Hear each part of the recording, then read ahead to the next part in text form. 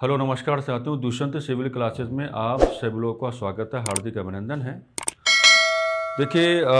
आज जो हमारी चर्चा होगी, हम भारतीय संविधान को आधार बना के चलेंगे और भारतीय संविधान को अपना आधार बना तो हमें डिस्कस ये करना है कि भारतीय संविधान में धार्मिक शिक्षा को लेकर के बड़े और शक्तिशाली प्रयास क्या हैं। मैंने पहले ही अपनी चर्चा के प्रारंभ में बिल्कुल इशारा कर दिया है कि मैंने आपको ये समझाया कि भारतीय संविधान के पास धार्मिक शिक्षा को लेकर के बड़े और शक्तिशाली प्रयास क्या हैं। यानी कि यहाँ पर बड़े और शक्तिशाली जैसी शब्दावलियाँ जो मैंने आपके सामने रखी, इनका मतलब ये है कि भारतीय संविधान में धार्मिक शिक्षा को लेकर के जो भी आपका मेजर डिस्कशन आता है, तो मेजर डिस्कशन जो हमें कैलकुलेट करना होता है वो मौलिक अधिकारों के रूप में कैलकुलेट करना होता है। जहाँ तक मैं मान के चल रहा हूँ कि आप सब लोग भली बातें परिचित होंगे कि भारतीय संविधान में एक आर्टिकल आपको दिखाई पड़ता है जिसे आर्टिकल 28 आप कह करके संबोधित करते हैं। और भारतीय संविधान के आर्टिकल 28 में अर्थात भारतीय संविधान के भाग 3 में अर्थात मौलिक अधिकारों के आलोक में धार्मिक शिक्षा, रिलीजियस एडुकेशन को लेकर के कुछ रेस्पेक्टिव प्रोविजंस आपके सामने कैलकुलेट होते हैं। तो आज की हमारी क्लास का बड़ा मुद्दा ये रहेगा कि भारतीय संविधान के अनुच्छेद 28 को तो हम प्यार के साथ घेर ही लेंगे और भली बातें हम सब लोग मिलकर के ये भी समझने वाले हैं कि भारतीय संविधान के अनुच्छेद 28 को लेकर के रिलीजियस एडुकेशन की जो प्रॉपर कैलकुलेशन है वो एग्जामिनेशन ओरिएंटेड आप किस प्रकार से लेकर के चलेंगे वो तो हो ही जाएगा, उसमें किसी प्रकार की कोई दिक्कत नहीं है। लेकिन जैसा कि आप जानते हैं कि मैं अगर किसी भी आर्टिकल को आपके सामने प्रस्तुत करने की बात करता हूं तो मेरी आदत है कि मैं उसका एक बैकग्राउंड हमेशा आपको दे करके चलता हूं। बैकग्राउंड देने का एक बड़ा फ़ायदा ये हो जाता है कि आपके ग्रिप में कहीं ना कहीं एक वेरी पॉजिटिव कॉन्सेप्ट आ जाता है जिस वैल्यू को आप क्या है डिस्कस करने वाले हो। अच्छा, अगर आप प्राचीन भारतीय इतिहास का अवलोकन करने की बात करेंगे तो प्राचीन भारतीय इतिहास का जब हम अवलोकन करते हैं, यानी कि जब हम एंशिएंट इंडियन हिस्ट्री की रेस्पेक्टिव वैल्यूज़ को इनिशियली प्रारंभिक तौर पर जब हम लोग कैलकुलेट करने की बात करते हैं तो आप जानते होंगे कि स्टोन एज जैसा चैप्टर आपके सामने आता है या हड़प्पा सिविलाइजेशन जैसा चैप्टर आपके सामने आता है। और अगर हम स्टोन एज की बात करेंगे या हड़प्पा सिविलाइजेशन की बात करेंगे, यहाँ जो आपका ह्यूमन है, जो मानव है, उसका जो आपका इनिशियल डेवलपमेंट है, हम उसको कहने की क्या है समझने की बात करते हैं। एक बात तो क्लियर है कि पाषाण काल में मानव के जीवन का जो विकास क्रम है उसमें एडुकेशन की कोई भूमिका नहीं है। ये बात ध्यान रखना, पाषाण काल में मानव के जीवन का जो भी विकास क्रम है उसमें एडुकेशन, शिक्षा की कोई भी भूमिका नहीं है। हम क्लासेस में कई बार समझाते रहते हैं कि पाषाण काल का तो एक ही साइंस बन के आता है, एक ही भाव बन के आता है कि पाषाण काल में जो नेचर है, जो प्रकृति है, वो अपने व्यवहार के अकॉर्डिंग मानव के सामने अलग अलग प्रकार की प्राकृतिक चुनौतियां रखती रहेगी। मानव अपने जो टूल्स हैं, जो उपकरण हैं, उनमें स्ट्रक्चरल चेंजेस करता रहेगा और उन प्राकृतिक चुनौतियों का सामना करता रहेगा और अपने आप को क्या है विकास क्रम पर आगे क्या है बढ़ाता रहेगा। हाँ, हड़प्पा सिविलाइजेशन के लोगों को जब हम कैलकुलेट करने की बात करते हैं तो हम मजे की बात आपको बताना चाहेंगे। अभी तक जितने भी हड़प्पा सभ्यता के संदर्भ में जो आपने मेजर 1 साइट्स डिस्कवर्ड की हैं, उनमें से कोई भी ऐसी साइट नहीं है जहां से आपको कोई ऐसा एविडेंस आज तक मिला हो जिसमें किसी यूनिवर्सिटी का कोई एविडेंस दिखाया गया हो या जिसमें किसी स्कूल का कोई एविडेंस दिखाया गया हो या जिसमें कोई आप कह सकते हैं कि कॉलेज का कोई एविडेंस दिखाया गया हो। यानी कि हड़प्पा वासियों के संदर्भ में इतना तो क्लियर है कि हड़प्पा वासी एक स्क्रिप्ट यानी कि लिपि का ज्ञान रखते थे, लेकिन हड़प्पा वासियों के जीवन का जो विकास क्रम है या हड़प्पा वासियों की जो लाइफ है उसके जो डिफरेंट एस्पेक्ट है, जब आप उनको कैलकुलेट करने की बात करते हो या जब आप उनके डेवलपिंग फेज को कैलकुलेट करने की बात करते हो या जब आप उनके डेवलपिंग ग्राउंड को कैलकुलेट करने की बात करते हो तो एडुकेशन की भूमिका हमको नजर नहीं आती। लिपि है, ये क्लियर है, लेकिन वही मामला बन जाता है कि सारा मामला क्या है आर्कियोलॉजिकल एविडेंसेस पर क्या डिपेंड हो जाता है। तो हम बहुत ज़्यादा खुलकर के बातें नहीं कर पाते। पुरातात्विक साक्ष्य जिस प्रकार के इशारे हमारी ओर करते हैं, हमें उन्हीं के अकॉर्डिंग कहने के क्या अपना व्यवहार करके चलना पड़ता है। तो ऐसा कोई एविडेंस हड़प्पा सिविलाइजेशन में आपको नहीं मिलेगा जिसमें किसी यूनिवर्सिटी का एविडेंस आपको मिल रहा हो, स्कूल या कॉलेज का कोई एविडेंस मिल रहा हो, ऐसा कुछ नहीं है। बड़ी बड़ी जो आपकी एडमिनिस्ट्रेटिव बिल्डिंग्स हैं उनके एविडेंसेस आपको मिलते हैं, बड़े बड़े अन्नागारों यानी कि ग्रे नीच के एविडेंसेस आपको मिलते हैं, ग्रेट बाथ का एविडेंस आपको मिलता है, डॉक यार्ड का एविडेंस आपको मिलता है, यानी कि वहां पर लार्जेस्ट बिल्डिंग स्ट्रक्चर्स तो आपको मिलते हैं, लेकिन वो जो आपके लार्जेस्ट बिल्डिंग स्ट्रक्चर्स हैं उनमें यूनिवर्सिटी, कॉलेज और स्कूल का कोई भी एविडेंस आपको नहीं मिलता है। अच्छा, एक बात हो रही, हड़प्पा सिविलाइजेशन में टेंपल का कोई भी एविडेंस नहीं मिला है, और अगर हड़प्पा सिविलाइजेशन में टेंपल का कोई भी एविडेंस नहीं मिला है तो हम चाहकर भी ये नहीं कह पाएंगे कि हड़प्पावासी धार्मिक शिक्षा यानी कि रिलीजियस एडुकेशन के साथ अपना कोई जुड़ाव लेकर के चल रहे थे। हमारी मजबूरी हो जाती है, हम ऐसा व्यवहार नहीं कर पाएंगे। यानी कि एक बात एकदम बिल्कुल एक पॉजिटिव कंक्लूजन हम यहां तक के डिस्कशन में आपको ये देना चाहेंगे कि अगर स्टोन एज का मामला होगा या हड़प्पा सिविलाइजेशन का मामला होगा तो यहां पर मानव का जो भी आपका इनिशियल रेस्पेक्टिव डेवलपिंग ग्राउंड है उसमें एडुकेशन की कोई बड़ी भूमिका या एडुकेशन की कोई बड़ी भूमिका आप कह दो, कोई दिक्कत वाली बात इसमें नहीं है, हमको नजर नहीं आती है, बिल्कुल नहीं है। यानी कि इतना क्लियर है कि हमारे यहाँ पर शिक्षा का जो सबसे बड़ा महत्व समझा गया है, तो शिक्षा का सबसे बड़ा जो महत्व जो आपके सामने आता है वो जब भारत में आर्यंस का अराइवल होता है, यानी कि भारत में जब आर्यों का प्रवेश होता है तो भारत में आर्यों का प्रवेश होने के पश्चात शिक्षा जैसी व्यवस्था को कैलकुलेट किया जाता है। और मजे की और चौंकाने वाली बातें की हैं कि जब आप आर्यंस को इनिशियली भारत में कैलकुलेट करने की बात करते हो तो एक चैप्टर आपके सामने बन के आता है वैदिक एज, और आप जानते हैं कि वैदिक एज का जो प्रॉपर क्लासिफिकेशन है वो ऋग्वैदिक पीरियड में आपके सामने आता है, और एक फेज क्या आता है लेटर वैदिक पीरियड, यानी कि संपूर्ण जो आपका वैदिक काल है उसको तो आप विभाजन करके चलते हैं ऋग्वैदिक काल और उत्तर वैदिक काल में आप करके चलते हैं। ऋग्वैदिक काल में एडुकेशन को लेकर के हमको कभी भी कोई बड़ी कैलकुलेशन नजर नहीं आती है, बिल्कुल नहीं आती है, क्योंकि अगर आप वैदिक एज में एडुकेशन की बात को कैलकुलेट करने की बात करोगे तो आपको एक संस्कार दिखाना पड़ेगा जिसका नाम क्या होता है उपनयन संस्कार होता है, जिसका नाम क्या होता है उपनयन संस्कार होता है ना। हालांकि हम ये तो कह सकते हैं कि ऋग्वैदिक एज में जो वेदों की शिक्षा है उसके हल्के फुल्के रिफ्लेक्शंस आपको नजर आएंगे,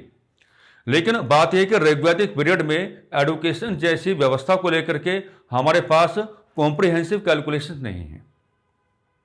हाँ, इतना कहा जा सकता है कि ऋग्वैदिक पीरियड में वेदों की शिक्षा, अब वेदों की शिक्षा का मतलब क्या है, ऋग्वेद में तो वेद ही एक आपका है जिसका नाम क्या ऋग्वेद है, तो ऋग्वेद को लेकर के आप अगर कोई एडुकेशन का ग्राउंड बनाना चाहें तो आप बना सकते हैं, बट इतना मैं आपको एश्योर करवाना चाहूंगा कि ऋग्वैदिक पीरियड में एडुकेशन को लेकर के वेरी कॉम्प्रिहेंसिव कैलकुलेशन आप लोग नहीं कर सकते। वेरी कॉम्प्रिहेंसिव कैलकुलेशन जो आप करेंगे वो लेटर वैदिक पीरियड में करेंगे, दैट मीन्स उत्तर वैदिक काल में करके चलेंगे, क्योंकि आप समझो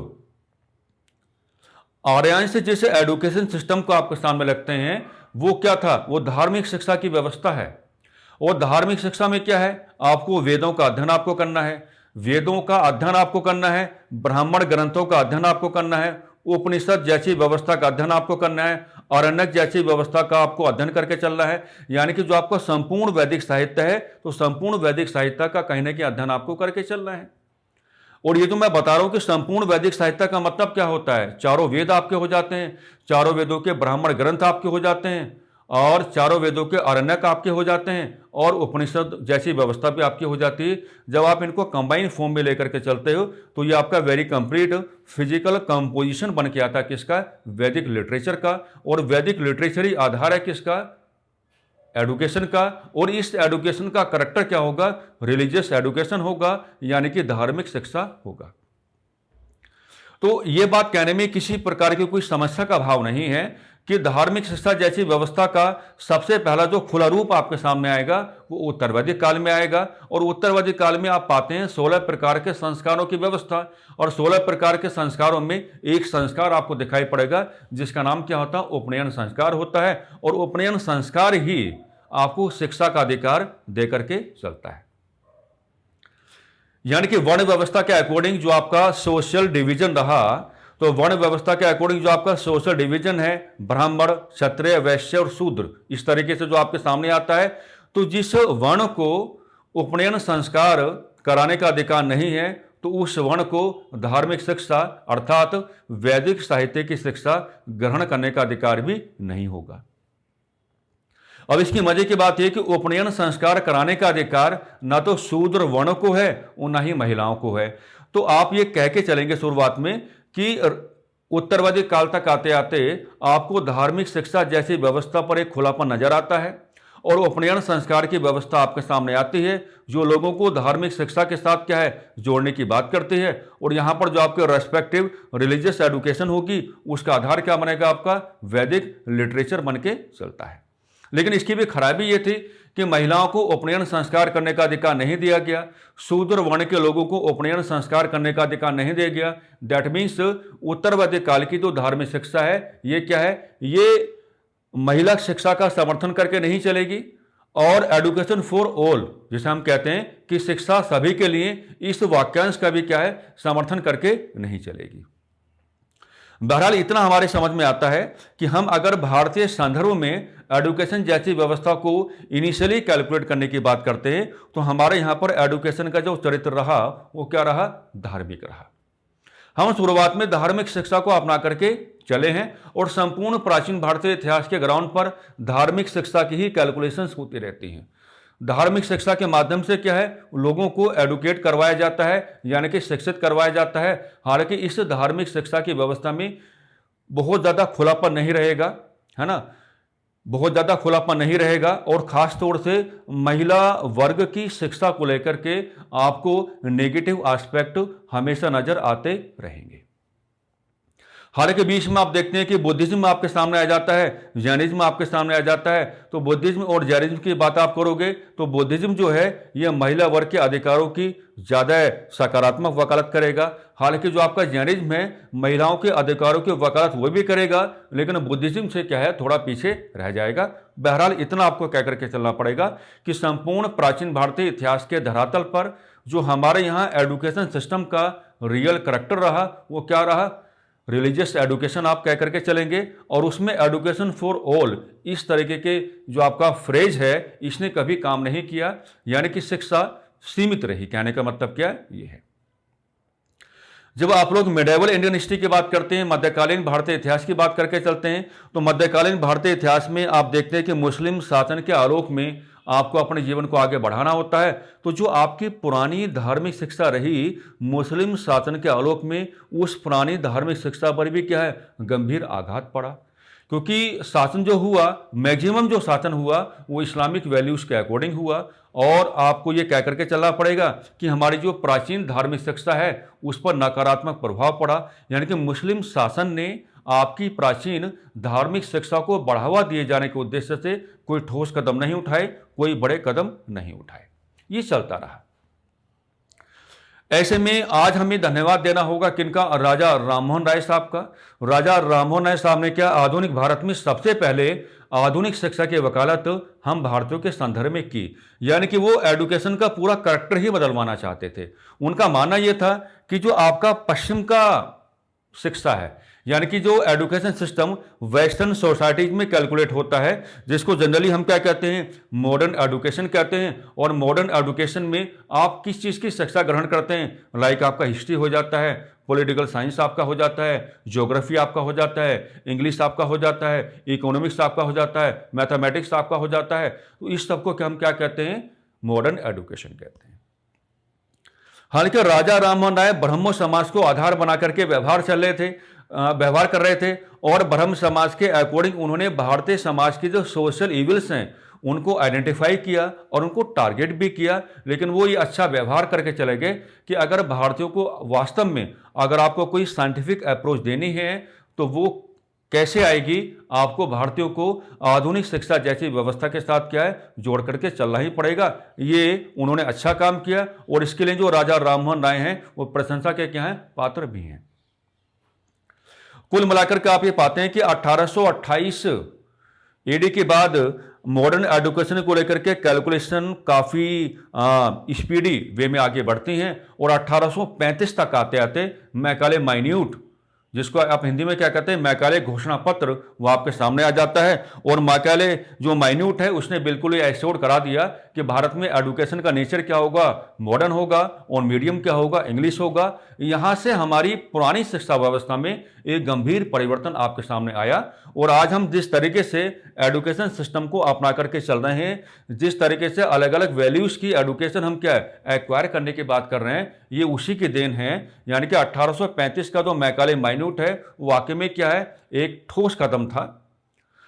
ठोस कदम था, क्योंकि उसने बिल्कुल ये सुनिश्चित करवा दिया कि भारत में एडुकेशन का नेचर क्या होगा, मॉडर्न होगा, और मीडियम का होगा, आपका इंग्लिश होगा। हालांकि मैकाले माइन्यूट की काफ़ी समस्याएं थी, उन समस्याओं को इस क्लास में डिस्कस करने का मतलब बनता नहीं है, हम किसी और क्लास के माध्यम से आपके सामने बातों को रख देंगे। अब मामला यह बनता है कि चलो चलता रहा चलता रहा चलता रहा, कोई बात नहीं है, दुनिया भर के डेवलपमेंट्स होते रहे होते रहे होते रहे, कोई बात नहीं है। अब हम ये देखेंगे कि भारतीय संविधान में एडुकेशन जैसी व्यवस्था को लेकर के किस प्रकार के डिस्कशन है। तो डिस्कशन तो बहुत सारे हैं, लेकिन हमें मेजरली जो यहां पर जिस वैल्यू को डिस्कस करके चल रहा है वो क्या है, कॉन्सेप्ट ऑफ रिलीजियस एडुकेशन, धार्मिक शिक्षा की व्यवस्था। हमने पहले भी एक क्लास के माध्यम से आपको समझाया था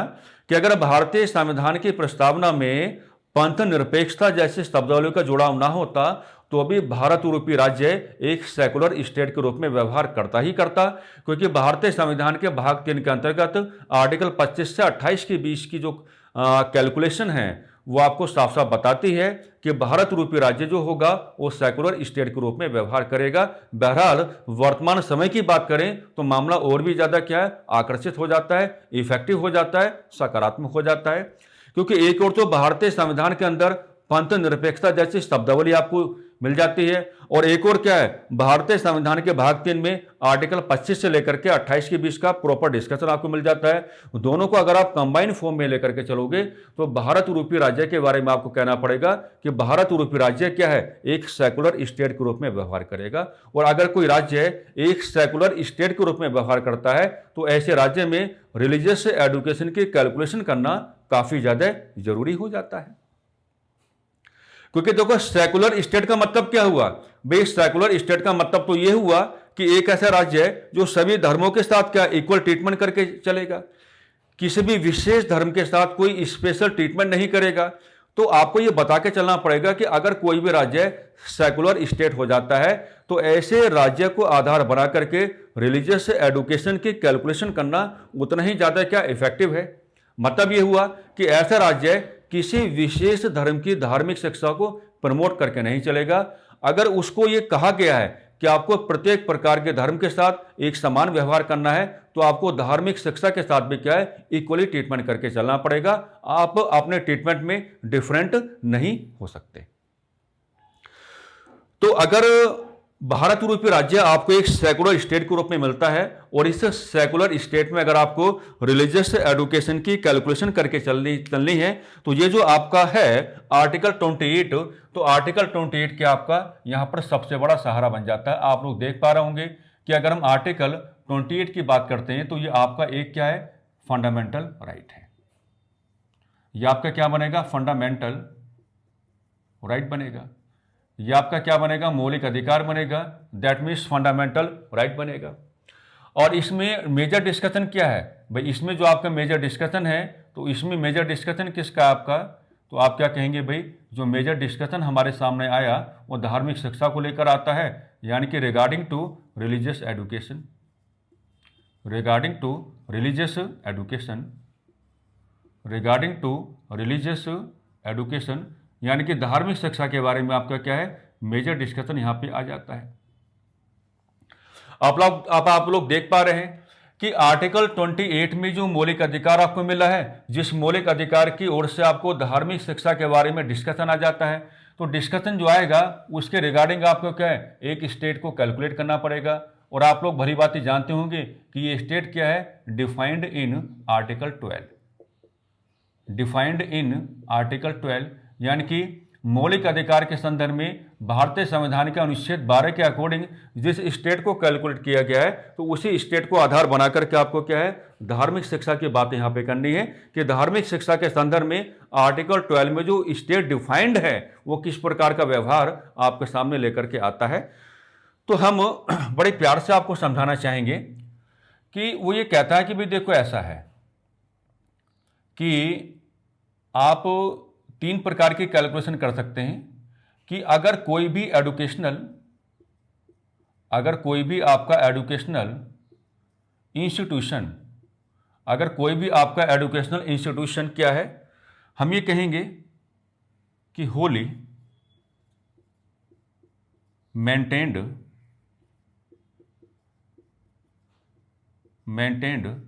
बाय स्टेट,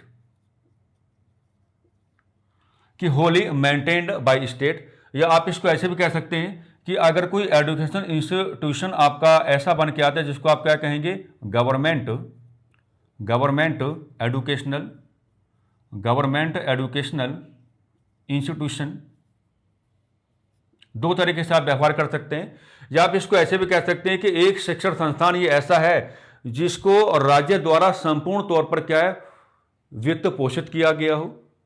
3 तरीके से आप यहां पर व्यवहार कर सकते हैं, है ना, कि होली मेंटेन्ड बाय स्टेट, या आप इसको गवर्नमेंट एजुकेशनल इंस्टीट्यूशन भी कह सकते हैं, या आप इसको एक ऐसा शिक्षण संस्थान भी कह सकते हैं जो कंप्लीटली क्या है, स्टेट की ओर से क्या फंडेड है, यानी कि राज्य द्वारा संपूर्ण तौर पर क्या है, वित्त पोषित है। तो कहा जाता है कि ऐसे एजुकेशनल इंस्टीट्यूशन में जो आपका रिलीजियस एडुकेशन है,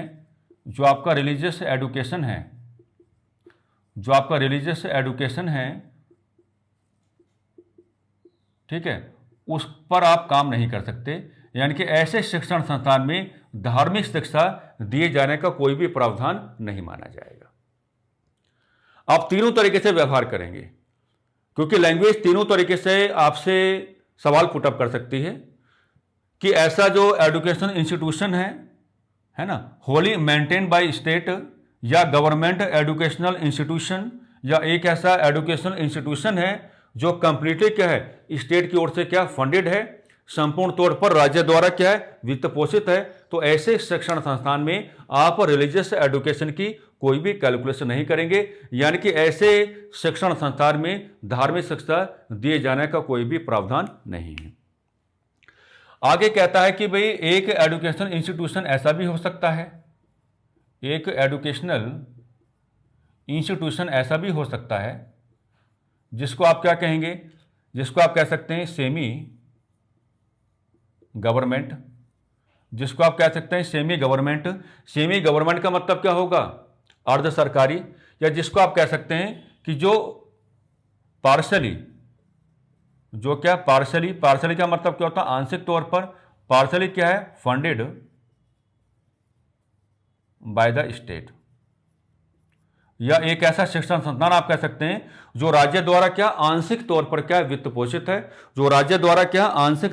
वित्त पोषित है। तो इसकी डेफिनेशन 2 प्रकार की बनती है कि एक एजुकेशनल इंस्टीट्यूशन आपका ऐसा भी हो सकता है जिसको आप सेमी गवर्नमेंटल एजुकेशनल इंस्टीट्यूशन कह के चलेंगे, या जिसके बारे में आप ये भी कह सकते हैं कि ये एक शिक्षण संस्थान, ऐसा शिक्षण संस्थान हो सकता है जो राज्य द्वारा क्या है, आंशिक तौर पर, दैट मीन्स पार्शली क्या होगा, वित्त पोषित होगा। तो ऐसे शिक्षण संस्थान में क्या है, आप रिलीजियस एडुकेशन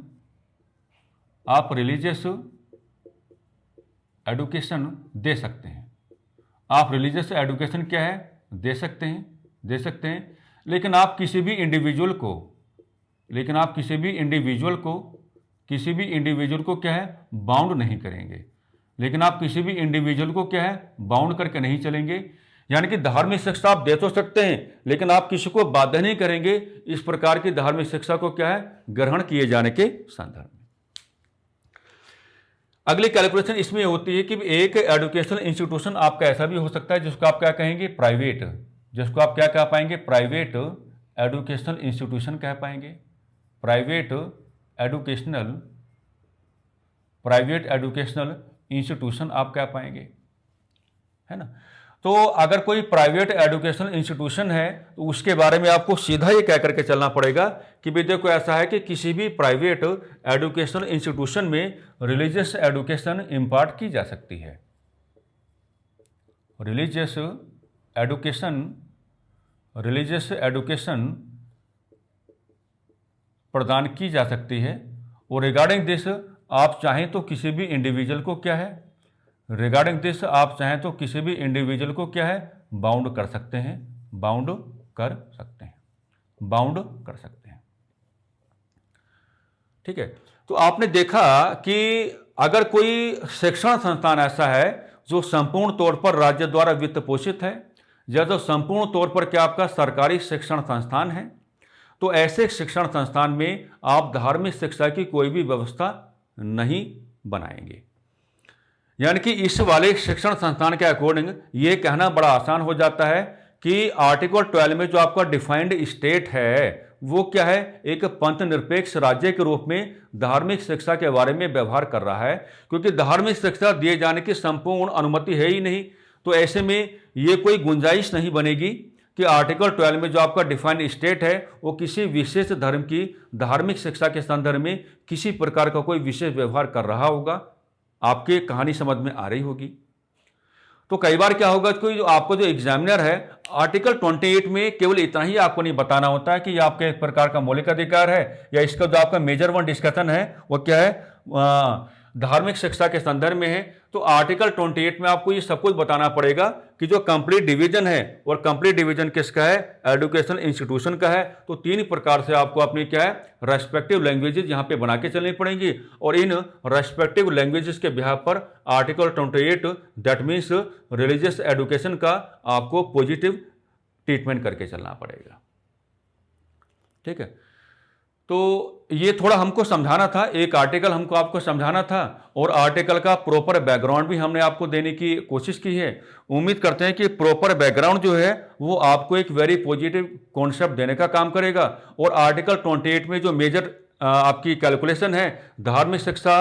के साथ साथ जो आपके शिक्षण संस्थान हैं उनके बारे में किस प्रकार की मेजर कैलकुलेशन आपको करके चलनी पड़ेगी, उसका एक very concise and very effective and very positive and very scientific discussion हमने आपके सामने रखा है। उम्मीद करते हैं कि ये डिस्कशन आपको क्या है, सावधान करेगा, जागरूक करेगा, परीक्षा उपयोगी बनाएगा, आपको आर्टिकल 28 के बारे में थोड़ी सहूलियत, थोड़ी आसानी, थोड़ी जागरूकता आपको मिल गई होगी। तो बस अपने इन्हीं सकारात्मक शब्दों के साथ हम आज की क्लास को विराम देना चाहेंगे। इस आर्टिकल को प्यार से कैलकुलेट करना, समझना, कोई समस्या का अभाव पैदा होगा तो आप ऑफलाइन कमेंट के माध्यम से अपनी समस्या को एस्टैब्लिश कर पाएंगे। नमस्कार, धन्यवाद।